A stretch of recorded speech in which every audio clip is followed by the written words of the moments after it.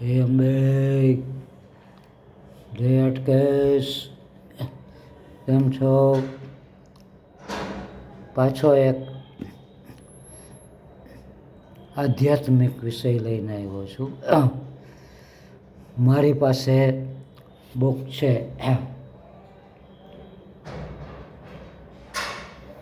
ભાણદેવનું ભારતીય સંસ્કૃતિનો મહાન વારસો. એમાં છે ઋગ્વેદ દર્શન. આપણને સૌને ખ્યાલ છે કે વેદો 4 છે, એમાં ઋગ્વેદ, અને એમાં પણ 20મા પ્રકરણમાં મહામૃત્યુંજય મંત્ર વિશે વર્ણન કરે છે. મહામૃત્યુંજય મંત્ર આપણને સૌને આવડે છે. ત્રંબકમ યજામહે સુગંધિમ પુષ્ટિવર્ધનમ ઉર્વારુકમિવ બંધનાન મૃત્યોર્મુક્ષીયમામૃતાત.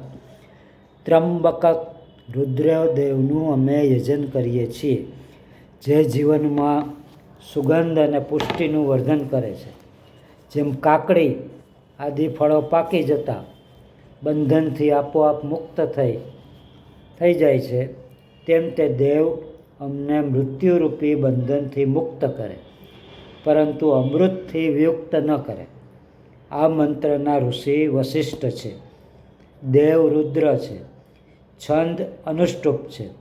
યજુર્વેદ સંહિતામાં આ મંત્ર થોડા પરિવર્તન સાથે દ્વિરુક્ત છે. પ્રથમ ભાગ તો ઋગ્વેદની જેમ ઉપર આપેલ છે તે પ્રમાણે જ છે. બીજો ભાગ આ રીતે છે: ત્રંબકમ યજામહે સુગંધિમ પતિવેદનમ ઉર્વારુકમિવ બંધનાદિતો મુક્ષ્ય મામુતઃ.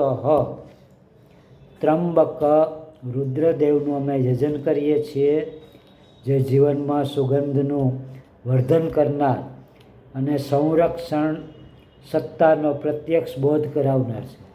તે દેવ અમને આ ભવબંધનથી મુક્ત કરે, પરંતુ તે સ્વર્ગલોકથી વિયુક્ત ન કરે. પ્રથમ વાર અને બીજી વાર અપાયેલ ભાગમાં 3 ફેરફાર છે. પુષ્ટિવર્ધનમના સ્થાને પતિવેદનમ છે, મૃત્યોના સ્થાને ઈતો છે, મામૃતાતના સ્થાને મામુતઃ છે.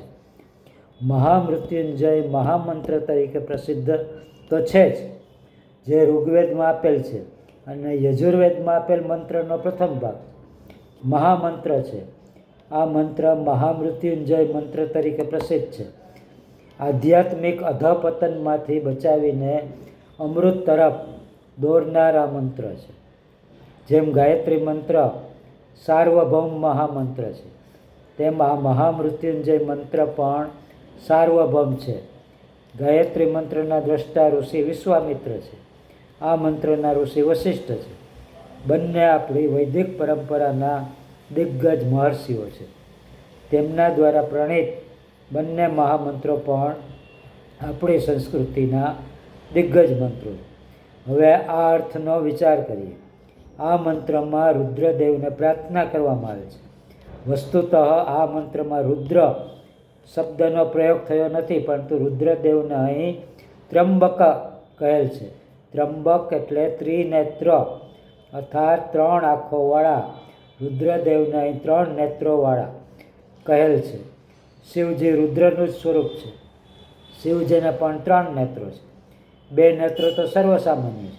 આ તૃતીય નેત્ર શું છે, જેને આપણે ત્રીજી આંખ કહીએ છીએ, તે આ તૃતીય નેત્ર છે. તે જ્ઞાન નેત્ર છે. 2 નેત્રો તો ચર્મચક્ષુ છે, સ્થૂળ આંખો છે,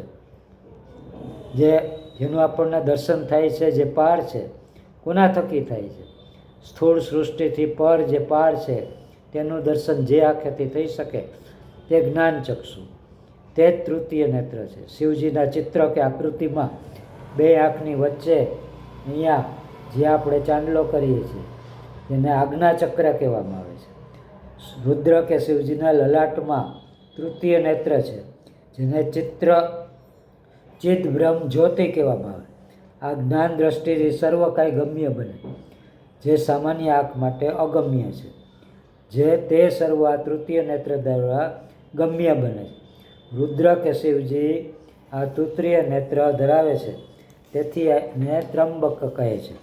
ઋષિ કહે છે, અમે ત્રંબક રુદ્રનું યજન કરીએ છીએ. અંબક એટલે આંખ, એટલે કે દ્રષ્ટિ. દ્રષ્ટિ 3 સ્વરૂપની છે: આધિ ભૌતિક, આધિ દૈવિક, આધ્યાત્મિક. ત્રણેય પ્રકારની દ્રષ્ટિથી જે સંપન્ન છે તે ત્રિનેત્ર ત્રંબક કહેવાય છે. રુદ્રદેવ આ ત્રણેય દ્રષ્ટિથી સંપન્ન છે, તેથી તેમને ત્રંબક કહે છે. અંબક શબ્દનો એક અર્થ પિતા પણ છે. પિતા બાળકના રક્ષક છે. રુદ્રદેવ સાધક કે યાજકનું ત્રણેય રીતે રક્ષણ કરે છે, એટલે કે રક્ષક, પાલક કે પિતા છે. આ ત્રંબક રુદ્ર માટે બીજા 2 વિશેષણોનો પ્રયોગ પણ થયો છે. સુગંધિમ પુષ્ટિવર્ધનમ, એટલે કે સુગંધ પુષ્ટિને વધારનાર. સુગંધ દ્વારા શું સૂચિત થાય છે? અધ્યાત્મના ક્ષેત્રમાં સુગંધ બહુ સૂચક છે. એકાધિક તત્વો સૂચિત થાય છે. સુવાસ, જીવનમાં અધ્યાત્મના પુષ્પ ખીલે ત્યારે જીવન સુવાસથી મગમગી ઉઠે છે. રુદ્રદેવની કૃપાથી આ થાય. સુગંધની જેમ પુષ્ટિવર્ધન. પુષ્ટિ એટલે શું? પુષ્ટિ એટલે સમૃદ્ધિ. ભૌતિક અને આધ્યાત્મિક 2 પ્રકારની સમૃદ્ધિનું વર્ધન રુદ્રદેવ કરે છે, તેથી પુષ્ટિવર્ધન કહ્યા છે. જીવનમાં આધ્યાત્મિક વિકાસ દ્વારા સુગંધ પ્રસરાવનાર અને ભૌતિક તથા આધ્યાત્મિક સમૃદ્ધિમાં વૃદ્ધિ કરનાર ત્રિનેત્ર રુદ્રદેવનું અમે પૂજન યજન કરીએ છીએ. યજામહે ક્રિયાપદ બહુવચનમાં છે, એટલે કે ઋષિ પોતાના માટે નથી કરતા, પણ સમૂહ માટે પ્રાર્થના કરે. મંત્રના દ્વિતીય અર્થમાં અમૃતમય જીવન માટેની પ્રાર્થના. ઉર્વારુક એટલે કાકડી, તરબૂચ. ફળોની ખાસિયત છે કે પરિપક્વ થાય ત્યારે બંધનમાંથી આપોઆપ છૂટી જાય છે. તોડીને નથી, પોતાની મેળે સુકાઈને ખરી પડે. એવી રીતે મનુષ્ય પણ કાકડી વેલાના બંધનથી જેમ તૂટી પડે છે, એમ અમે પણ મુક્ત થઈએ. અમને ભગવાન હે મહાદેવ, અમને પણ આવી રીતે મુક્ત કરો. બહુ પ્રસિદ્ધ વૈદિક પ્રાર્થના છે. અસતો માં સદ્ગમય, તમસો માં જ્યોતિર્ગમય, મૃત્યુર્મા મૃતંગમ. ઓમ અસ્તુ. ઓમ નમઃ શિવાય, નમઃ શિવાય, નમઃ શિવાય.